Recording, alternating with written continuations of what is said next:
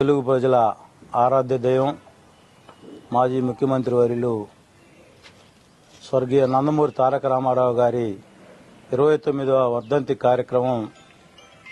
ఈ 29 సంవత్సరాల నుంచి కూడా కందుకూరు నియోజకవర్గంలో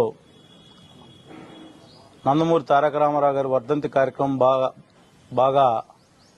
కార్యకర్తల సహాయ సహకారాలతో బ్రహ్మాండంగా చేసుకుంటాను. దానిలో భాగంగా ఈరోజు రేపు జనవరి 18వ తారీఖున జరగబోయే స్వర్గీయ నందమూరి తారక రామారావు గారి వర్ధంతి కార్యక్రమంలో నియోజకవర్గంలోని తెలుగుదేశం పార్టీ కుటుంబ సభ్యులు, ఎన్టీఆర్ అభిమానులు అందరూ పాల్గొని అన్నదాన కార్యక్రమాన్ని